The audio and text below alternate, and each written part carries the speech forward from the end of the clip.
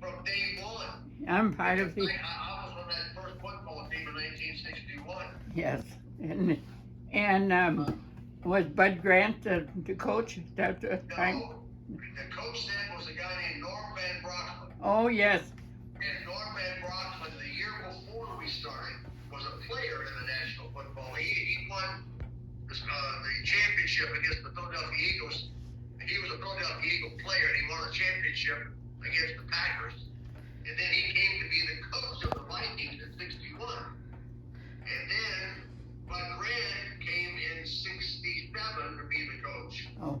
And Bud Grant was, in my mind, the greatest coach that ever lived. He's my favorite coach I ever played for. Yes, I heard that. And Norm Brocklin was not your famous coach. No, I didn't like Norm Van Brockman at all. And so I was there for 6 years with the Vikings, and then I didn't want to play for him anymore. So you went to the Giants. So I went to the Giants, and the Vikings called me and said, "Okay, we fired Van Brockman. We want you to stay and play with us." I said, "No, I'm not going to have his blood on my hands." I said, "You had 7 other years to fire him," but I went to the Giants, played 5 years. Thankfully, Bud Grant was the coach back at the Vikings after that, and he got me back to the Vikings because I played my last 7 years, I guess, with the Vikings. Mm-hmm. We went to 3 Super Bowls. Now, I understand that one of my favorite players is one of your favorite players, Ahmad Rajad. Oh yes. I love Ahmad Rajad. Oh. He was a great receiver for us, and then he went on to be a great television personality. But I talk to Ahmad all the time. He was a great player, better person, great person. Yes, I was very thrilled when he said, "Hi, Isabelle." I was on this a friend Steve Vicario. Yeah. And he we were live about it or something, and Ahmad said, "Hi, Isabelle." That was a big thrill for me. That was Facebook Live and YouTube Live. Great, yeah. Did you watch many games this year? Do you watch all the games on Sundays? Vikings. Do you watch the Vikings every week? Do you watch the Viking games most every week? Well, I sure do.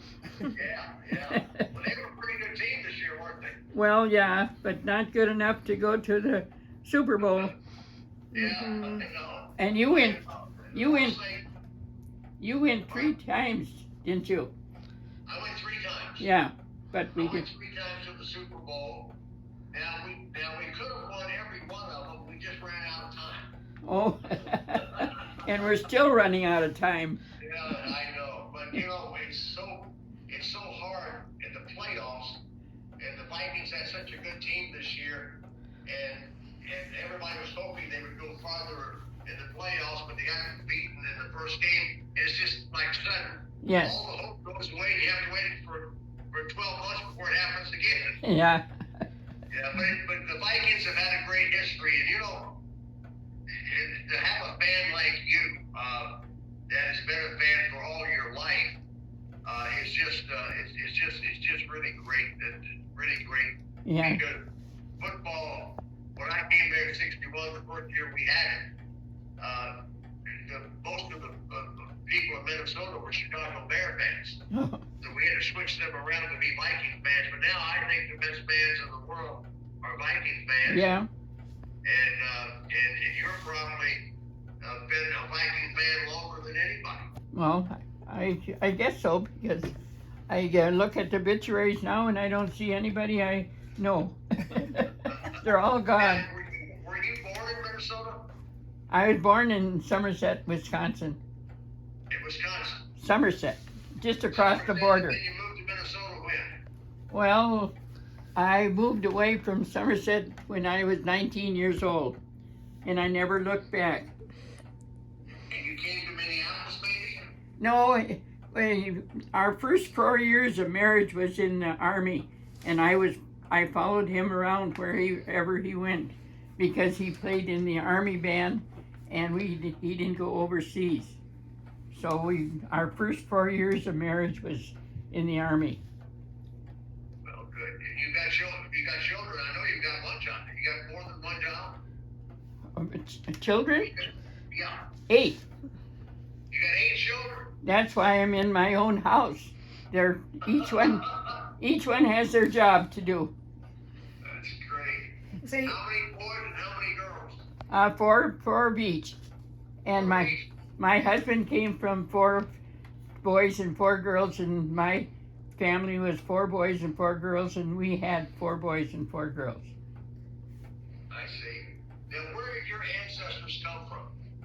They A lot of Norwegians, Swedes, and so forth up there. No, in the 1600s, they came from Rouen, France, and they moved to Canada. I forgot the name of that place. So your early family were from France. France. My father was a full-blooded Frenchman, and my mother was a full-blooded Irishman. So I'm a Wow. half-breed. What? That's a great combination. Yeah, I'm a half-breed. Yeah. Well, it's 2 great countries. Yes. Yeah, that's Okay. great. I want to say something that my mom doesn't even know, and I was supposed to tell her, but I forgot. My cousin contacted me. He said that her brother, who's his dad, played ball with Bud Grant, played baseball with Bud Grant way back in the early days, because Bud Grant is from Osceola, Wisconsin, which is near where my mother was born in Somerset, Wisconsin. So they have that in common. That's really interesting. Bud Grant was not a major league baseball player, but a really good baseball player in the minor leagues. He also played basketball for the Minneapolis Lakers. Oh my. In college.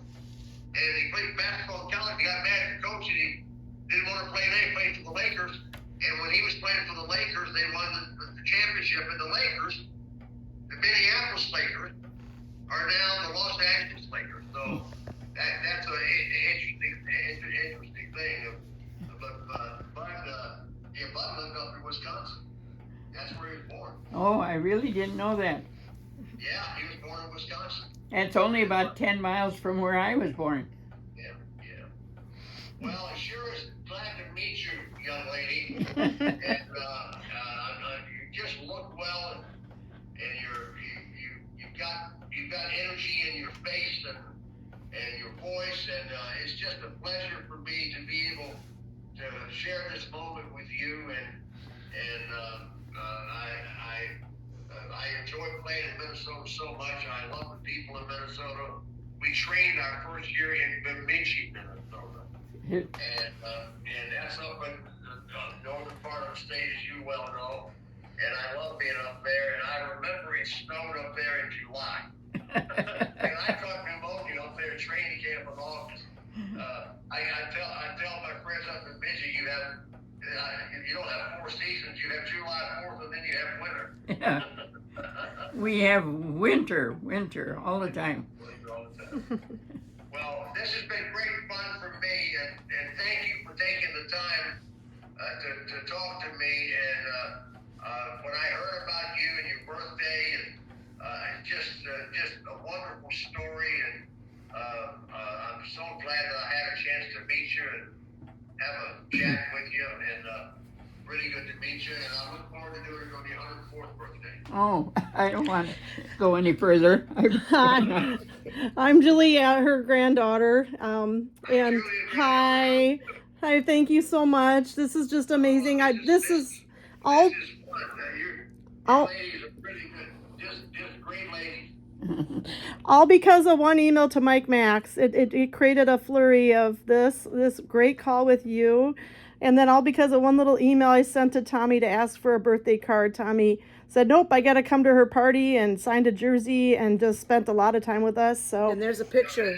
yeah. There's a picture right there of her with Tommy Kramer. So Yep. There's Tommy Kramer. Yeah. it's pretty magical. Yeah, so Tommy Kramer was my backup quarterback for 2 years, and then he became a really good quarterback on his own. He's a great player. Yeah.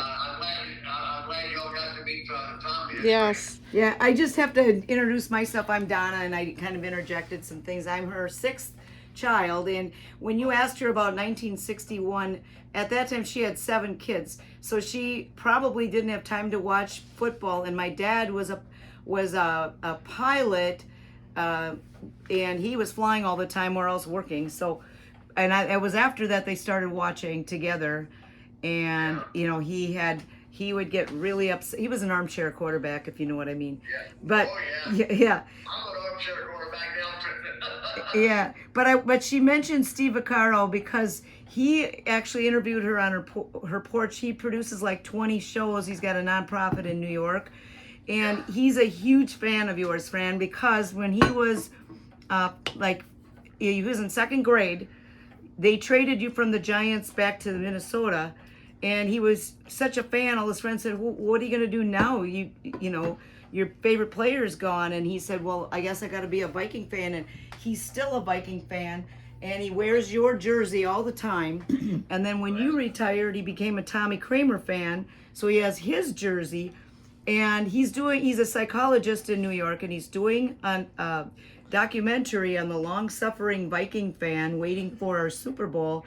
So he would just love it if we could put this on his documentary. And so I'm just asking. Yeah. That'd be fun.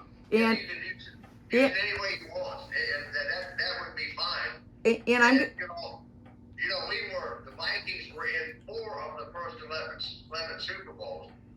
And the last Super Bowl that I was in was, I think, 77, 76, whatever that was. And as we all know, the Vikings haven't been back to the Super Bowl since. I know, we know that. So, and they're not going to go this year, for sure.